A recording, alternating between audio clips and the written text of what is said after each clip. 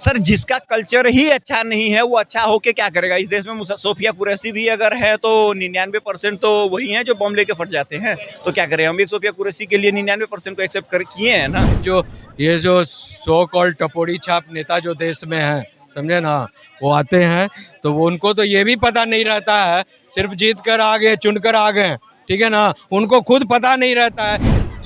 हमें कोई ऐतराज नहीं है, बट आपकी बीबी हैं, आपके बच्चे हैं, आप दूसरी औरत के साथ संबंध बना के बच्चा पैदा करते हैं, उसको समाज एक्सेप्ट करता है। देखिए, जब तक बिहार ये जातिवाद के समीकरण से बाहर नहीं निकलेगा, समझे ना, जब तक ये समीकरण से बाहर नहीं निकलेगा, इस देश का कुछ नहीं, बिहार का बदलाव नहीं होगा। बिहार, भारत के दो स्टेट बंगाल और बिहार एक साथ बर्बाद हुए, इंडस्ट्री वहाँ की, और उसके चलते पंजाब, गुजरात और ये जो स्टेट थे वो तरक्की पे कर गए। आप 30 साल पीछे चले जाइए, कोई दिल्ली कमाने नहीं आता। कि जनता को भी लिटरेट करना होगा कि उनका अधिकार क्या है, एमपी से क्या काम लेना चाहिए, एमएलए से क्या काम लेना चाहिए, मुखिया सरपंच से क्या काम लेना चाहिए। अगर आप कोई, मैं बोलता हूँ कि भैया मेरे पास जो है वो मोटरसाइकिल चलाने का लाइसेंस है, मैं उसकी कॉपी लगा देता हूँ कि भाई देश को सेवा की जरूरत है, मैं तो फ्लाइट उड़ा सकता हूँ। एक एमपी हमको मिले, वो 8 बार एमपी बने, 8 बार एमपी बनने के बाद वो हमसे सवाल किए, ध्रुव जी हमको आज तक पता नहीं चला कि मैं एमपी किस लिए बनता हूँ। हाँ, नमस्कार सर। अमित नाम हुआ मेरा। बिहार में इलेक्शन होने वाला है, 5 महीने बाकी है और बिहार का माहौल बिल्कुल गर्म है। तो आपको क्या लगता है वहाँ पे मुख्यमंत्री का चेहरा कौन है?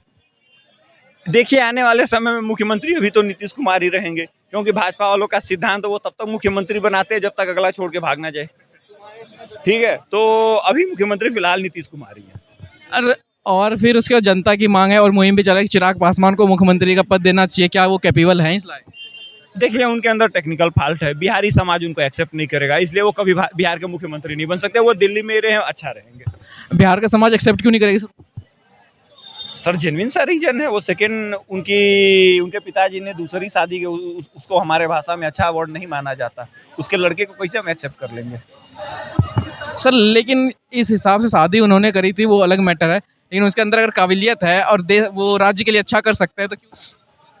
सर जिसका कल्चर ही अच्छा नहीं है वो अच्छा होके क्या करेगा। इस देश में सोफिया कुरैशी भी अगर है तो 99% तो वही हैं जो बॉम्ब लेके फट जाते हैं। तो क्या करें, हम एक सोफिया कुरैशी के लिए 99% को एक्सेप्ट कर किए हैं ना। तो क्या चाहते हैं कि हर जगह वही हो जाए। जिसका कल्चर अच्छा नहीं है वो समाज में एक्सेप्ट करने लायक नहीं होता। जो धार्मिक नहीं है, ठीक है, वो समाज में एक्सेप्ट करने लायक नहीं होगा। इस बात को समझिए।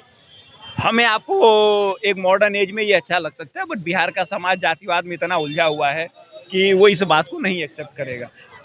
हमें कोई ऐतराज नहीं है, बट आपकी बीबी हैं, आपके बच्चे हैं, आप दूसरी औरत के साथ संबंध बना के बच्चा पैदा करते हैं, उसको समाज एक्सेप्ट कर लेगा। ये तो अलग मैटर हो गया, लेकिन हम बात यहाँ पे ये करते हैं कि बिहार जो है जातिवाद वहाँ पे मतलब पूरे इंडिया में अगर कहीं पे देखा जाए तो सबसे ज़्यादा जातिवाद बिहार में ही होता है और वहाँ पे बिहार में जातिवाद के आधार पे ही वोटिंग होती है।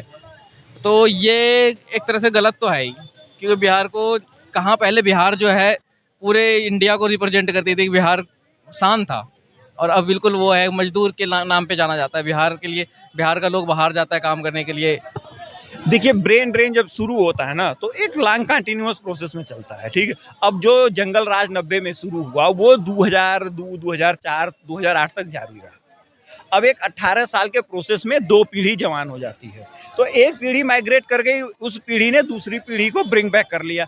अब जो दिल्ली में बस गया है उसके रिश्तेदार अगर हैं, वो कहता है यार मैं बिहार में कुछ करना चाहता हूँ, क्या यार छोड़ना, मैं तेरे को दिल्ली में 12-15 हज़ार की जॉब दिलवा देता हूँ। क्या रखा है बिहार? क्या रखा है बिहार में। तो वहां से जो ब्रेन ड्रेन शुरू हुआ ना वो कंटिन्यूअस प्रोसेस में चालू है। उसके पीछे कुछ रीजंस हैं।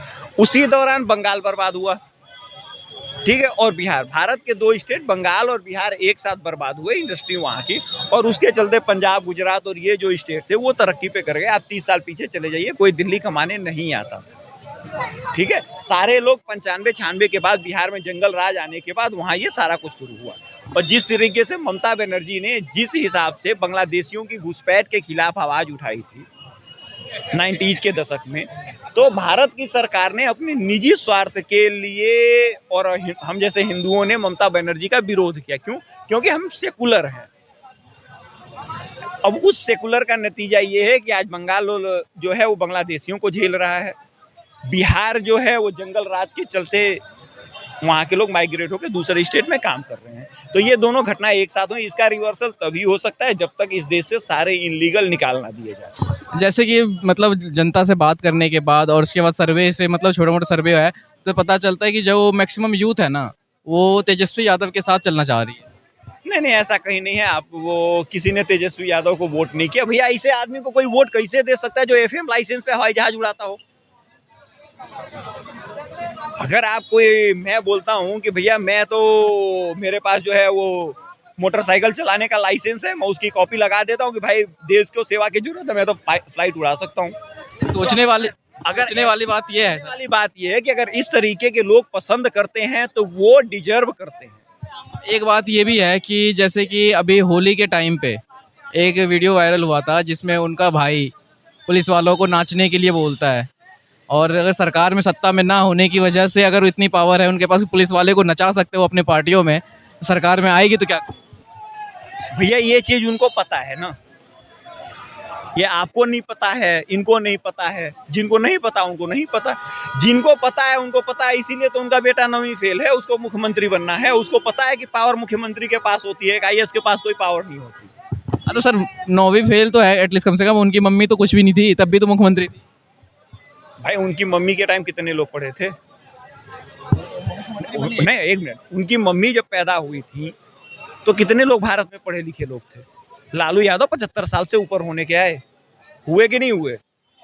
तो भैया भारत गुलाम था, ठीक है, इंडिपेंडेंस के आसपास 1948, 49, 50 में लालू यादव पैदा होते हैं। भैया उस समय भारत गरीब था, लोग नहीं पढ़े लिखे थे, तब तो एक बात तो एक्सेप्टेबल है।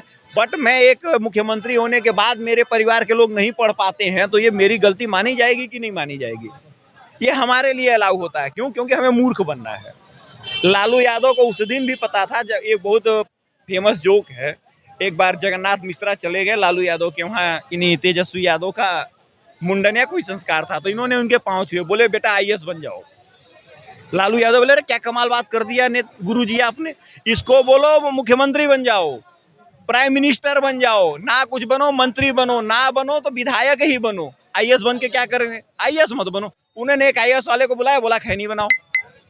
तो भैया ये तो 40 साल 90 में दिखा चुके हैं। तो जिसके बेटे ने ये सीन देखा हुआ है वो नेता ही बनेगा।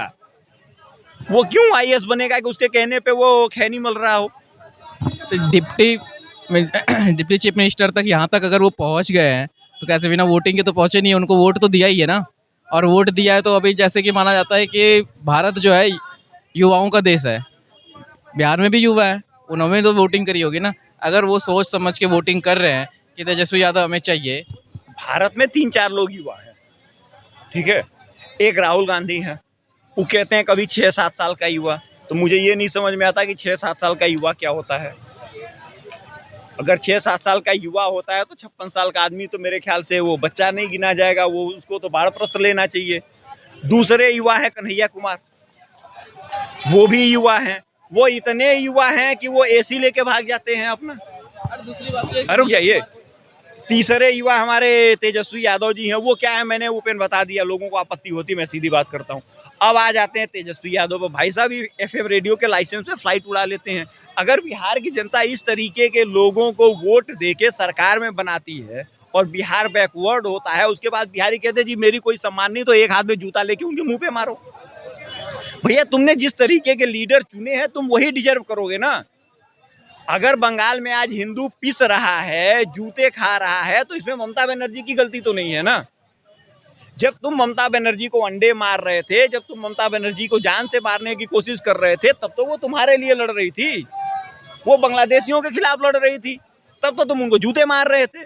लालू यादव ने तुमको जूता मारा, अब तुम उनको प्राइम मिनिस्टर बना रहे हो, मुख्यमंत्री बना रहे हो, फिर तुमको जूते पड़ने हैं, तो उसमें तुम्हारी गलती है ना भाई। तो अपनी गलती पे दूसरों को आरोप लगाना ये भारत में पॉसिबल है? क्यों? क्योंकि ये संविधान राइट देता है। किस हद तक? जिसे इस देश का बंटवारा मुसलमानों ने किया सबको मालूम है। 96% सीटें दी, 96% वोट दिया, 87% सीटें दी, और एक रात में बदल गए। कहते हम नहीं जाएंगे। और उस देश में इनको माइनॉरिटी दी, एक्स्ट्रा पावर दिया कि नहीं दिया? ठीक है, आतंकवादी होने के बावजूद भी हम उनको सबसे बड़ा देशभक्त का तमगा देते हैं। हमारी फिल्मों में मुसलमान कभी बुरा हो ही नहीं सकता। कंठीदारी बुरी होती ठीक है, कश्मीर में 10-40% प्रॉपर्टी पे 10 लाख लोगों की प्रॉपर्टी 30 लाख लोगों ने हजम कर ली, और आज तक भारत में किसी की हिम्मत नहीं हुई जो इस बात को उठा सके। तो भैया, अगर बिहार के लोग लालू यादव के जंगल राज के बाद तेजस्वी यादव को फिर से सत्ता में लाते हैं, और बिहार के लोग कहते हैं कि हम माइग्रेट होते हैं, हमारी कोई इज्जत नहीं होती, तो इसके जिम्मेदार बिहारी खुद हैं। उसका जिम्मेदार मैं खुद हूँ, उसकी जिम्मेदारी आप दूसरों पे नहीं डाल सकते। है। तो सर मतलब बिहार की जनता को वोटिंग के लिए मतलब वो कुछ किस बेसिस पे वोट करना चाहिए, कुछ बता। देखिए, मुझे एक बात समझनी होगी कि आप उसको वोट करिए जो आपका भला कर सके, जिसकी योजनाएं आपके घर तक पहुंची हैं। तो नीतीश कुमार जी ने अच्छा काम किया, सड़कों की बात करें, बिजली की बात करें, सारा कुछ काम किया। लेकिन एक सिस्टम के तहत आपको ये देखना होगा कि जहां जहां बीजेपी को मौका मिला है फुल पावर से सत्ता करने का, वो रिपीट पे रिपीट करती जा रही है। तो एक बारी भाजपा को भी बहुमत करके देख लीजिए, क्या पता आपका कुछ भला हो जाए। नमस्कार सर, आपका नाम क्या हाँ, मेरा नाम ध्रुव कुमार है, बोलिए। है? वैसे आप कहाँ से हैं? मैं लॉयर हूँ, एडवोकेट हूँ सुप्रीम कोर्ट में। नहीं, मतलब कहाँ से बिलोंग करते हैं ये पूछा था मैंने। दिल्ली में रहता हूँ। ठीक है, मैं बात करना इसलिए पूछा था क्योंकि बिहार इलेक्शन पे बात करना था। बिहार इलेक्शन पे कुछ बोलेंगे हाँ, आप? बिहार इलेक्शन बोलिए, मैं बिहार का ही हूँ, मूलवासी बिहार। हाँ, तो बिहार, तो मैं कह रहा हूँ सर कि बिहार में जो इलेक्शन का होने वाला है 5 महीने बाद, हाँ। तो उसमें अभी मुद्दा बहुत गर्म है। हाँ, राहुल यादव बोल रहा हूँ मैं, सॉरी, राहुल कुमार जो है, राहुल गांधी, वो बार बार अरे भैया, ना तो राहुल यादव है ना राहुल गांधी है, वो जो है बेसिकली राहुल खान है। राहुल मीन्स, और उसमें एक और है, उनका असली नाम जो पासपोर्ट पर जो नाम है राहुल मिंसी है, RAUL, राहुल विंसी, VINCI। उनके पासपोर्ट में लिखा हुआ है राहुल विंसी। इटली का पासपोर्ट है, और उनका लंदन का पासपोर्ट है, और एक इंडिया का भी पासपोर्ट है। तब ये पहले तो उनको ये तय करना होगा, उनके खिलाफ केस भी है कि एक आदमी 3 पासपोर्ट लेकर कैसे चल रहा है, समझे ना। बिकॉज इनकी आइडेंटिटी बेसिकली, ये लोग तो गांधी परिवार से है नहीं। तो इतने सालों तक नेहरू और गांधी परिवार ने इस पूरे भारतवर्ष को मूर्ख बनाकर रखा कि हम लोग गांधी हैं। भाई, ना तुम्हारे पूर्वज गांधी थे, ना तो नेहरू गांधी थे, ना इंदिरा गांधी हुई। कोई शादी की भी तो एक खान से, फिरोज खान से शादी की, समझे ना। और फिर ना तुम्हारे खानदान में किसी ने गांधी से शादी विवाह किया। तो फिर तुम गांधी का टाइटल लेकर इतने वर्षों तक, 75 सालों तक कैसे जी रहे हो, और कब तक जियोगे, कब तक लोगों को बुड़बक बनाते रहोगे। उसका सरनेम लड़की अपनाती है, लेकिन यहाँ पे ऐसा कुछ नहीं हुआ। किसका शादी हुआ है गांधी परिवार में? गांधी से किसका शादी? हम लोग तो गांधी फैमिली से है ना, हम लोग भी मोदी गांधी फैमिली के रहने वाले हैं। तो हमारे गांधी परिवार में पूरे भारत में तो किसी का शादी नहीं हुआ है राहुल जी के परिवार का। हम लोग का एसोसिएशन है ना, तो कहीं किसी का नहीं हुआ है। सिर्फ करेंगे अभी बिहार पे। हाँ। तो बिहार का दौरा चल रहा है लंबा चौड़ा सा, एक आ रहे हैं एक जा रहे हैं। कभी मोदी जी बिहार विजिट कर रहे हैं, कभी राहुल गांधी विजिट कर रहे हैं। वहाँ पे तेजस्वी यादव है, और ये अपना जो नेता है, पॉपुलर नेता है अभी, एक्टर भी थे, चिराग पासवान। तो बस बात ये है कि वहाँ पे सरकार किसकी बनेगी, और मुख्यमंत्री का चेहरा कौन हो सकता है। देखिए, मुख्यमंत्री का चेहरा तो पहले से एनडीए ने अपना दिखा रखा है, वो नीतीश कुमार जी का चेहरा दिख रहा है, ठीक है ना। अगर लास्ट मोमेंट में अगर कोई चेंज होता है तो हो भी सकता है, नहीं तो बीजेपी का तो शुरू से ये है, लास्ट मोमेंट में चेंज करता है। हाँ, तो वो नहीं। लेकिन देखिए, आपको इस बात को मानना होगा कि बिहार जो था लालू जी के और राबड़ी जी के साम्राज्य में जो है बहुत ज़्यादा गर्त में चला गया, बहुत ज़्यादा। मतलब बिहार का जो एक अस्मिता था, एक इज्जत था बिहार के प्रति, देखने का रवैया था लोगों का, वो जो भी जो है धूमिल हो गया, समझे ना। तो वो धूमिल हो, वो ऐसा देखा जाता है कि मतलब बिहारी एक गाली के तौर पे देखा जाता है। गाली तो नहीं है, बिहार से उत्तम कोई प्रदेश ही नहीं है भारत में। पूरी दुनिया में राज किया है बिहार। मगध का इतिहास देख लीजिए। मगध में जब मगध साम्राज्य था, तो पूरे भारत का साम्राज्य पाटलिपुत्र से जो है डील होता था। इतिहास बहुत अच्छा है बिहार का। हाँ, प्रेजेंट में क्या है सर? प्रेजेंट में भी बहुत अच्छा है। देखिए, सबसे ज़्यादा आईएएस आईपीएस जो है ब्यूरोक्रेट्स बिहार ही दे रहा है आपको। इंडिया टुडे में 95 में जो एक हमने पढ़ा था कि 75% बिहार के लोग ब्यूरोक्रेट हैं, आईएएस आईपीएस आईएफएस है, समझे ना, जो बिहार से ही आते हैं। और जो बाकी जो एडमिनिस्ट्रेटिव अन्य जो सीएससी के लोग हैं वो लोग भी हैं। और बिहार की बात करो, आईएएस आईपीएस एक तरह से उनके ऊपर लिमिटेशन है, राजनेता के सामने उनका कुछ नहीं चलता। एक तरह से आप देखा जाए कि उनको देखिए, दबाया जाता है। नहीं ऐसा कोई नहीं है। आईएएस आईपीएस जो हैं वही लॉ फ्रेमवर्क करते हैं, वही बुद्धि ज्ञान देते हैं। अदरवाइज जो ये जो सो कॉल्ड टपोरी छाप नेता जो देश में हैं, समझे ना, वो आते हैं तो वो उनको तो ये भी पता नहीं रहता है, सिर्फ जीत कर आ गए, चुन कर आ गए, ठीक है ना। उनको खुद पता नहीं रहता है। एक एमपी हमको मिले, वो 8 बार एमपी बने, 8 बार एमपी बनने के बाद वो हमसे सवाल किए, ध्रुव जी हमको आज तक पता नहीं चला कि मैं एमपी किस लिए बनता हूँ।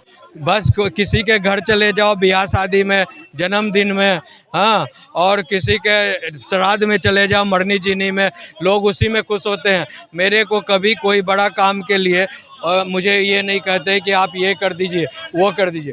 तो ये ना तो उनको मालूम है और ना जनता लिटरेट है कि जनता को भी लिटरेट करना होगा कि उनका अधिकार क्या है, एमपी से क्या काम लेना चाहिए, एमएलए से क्या काम लेना चाहिए, मुखिया सरपंच से क्या काम लेना चाहिए। और ये जो जीत कर आते हैं उनकी भी एक क्वालिफिकेशन ट्रेनिंग सिद्ध होनी चाहिए, समझे ना। इसलिए हमने एक संस्था बनाया है, alliance for responsible parliament, people's alliance. जो वोटर्स हैं उनका एक अलायंस बने कि हम जो है रेस्पॉन्सिबल एक जिम्मेदार पार्लियामेंट बनाए, जिम्मेदार सांसद बनाए, जिम्मेदार मुखिया बनाए, जिम्मेदार एमएलए एमपी बनाए, यू नो। तो उसके लिए हम लोग का भी आंदोलन चल रहा है।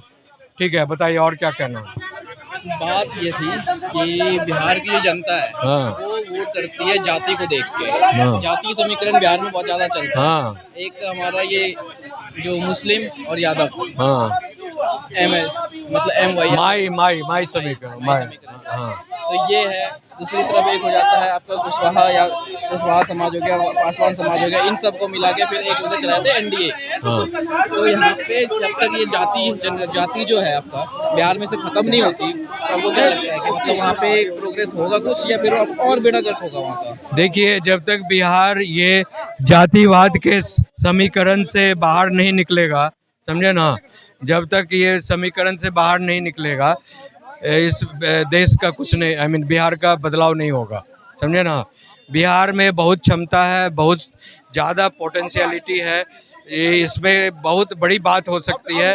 देश को बेहतर दिशा और दशा भी जो है बिहार ही दे सकता है, समझे ना। लेकिन सवाल ये है कि जो माने जातिवाद का नरक में जो ये घुसा दिया गया है, जातिवाद के जो बंधन में इसको माने घृणित रूप से समेट दिया गया है, इससे इसको हर देश के हित में और बिहार के हित में सबों को बाहर निकालना होगा। और जो बेहतर है, चाहे किसी पार्टी का हो, मैं ये नहीं कहता हूँ कि एनडीए को दे दो, कि इसको दे दो, कि उसको दे, जो बेहतर है उसका एनालिसिस जनता को खुद करना होगा, समझे, कि हमारे बिहार के लिए कौन नेता बेहतर है, कौन आदमी बेहतर होगा, उसको वोट दीजिए।